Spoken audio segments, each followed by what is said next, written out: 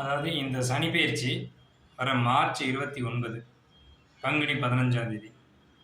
இந்த சனி பெயர்ச்சியில் என்ன ஒரு சிறப்பான ஒரு அமைப்பு அப்படின்னு கேட்டிங்கன்னா, வரக்கூடிய நவம்பர் மாதம், இப்போ வந்து பிப்ரவரி மாதம் நடந்துகிட்டு இருக்கு.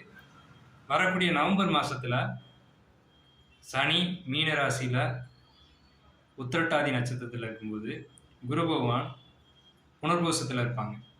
இந்த சனி உத்திரட்டாதி தன்னுடைய சொந்த நட்சத்திரத்திலையும் குரு பகவான் புனர்பூசம் தன்னுடைய நட்சத்திரத்திலையும் இருக்கக்கூடிய இந்த காலகட்டம் அப்படிங்கிறது தொழில் வணிகம் போன்ற விஷயங்களை பொறுத்த வரைக்கும் பொதுவாக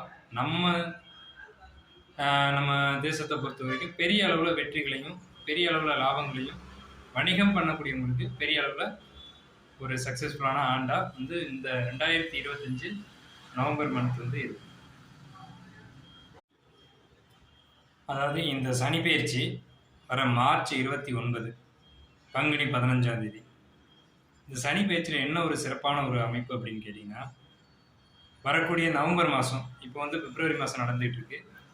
வரக்கூடிய நவம்பர் மாதத்தில் சனி மீன ராசியில் உத்திரட்டாதி நட்சத்திரத்தில் இருக்கும்போது குரு பகவான் புனர்பூசத்தில் இருப்பாங்க.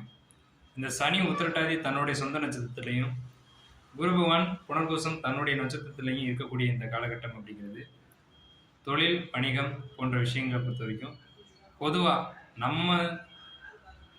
நம்ம தேசத்தை பொறுத்த வரைக்கும் பெரிய அளவில் வெற்றிகளையும் பெரிய அளவில் லாபங்களையும் வணிகம் பண்ணக்கூடியவங்களுக்கு பெரிய அளவில் ஒரு சக்ஸஸ்ஃபுல்லான ஆண்டாக வந்து இந்த 2025 நவம்பர் மந்த் வந்து இருக்கு.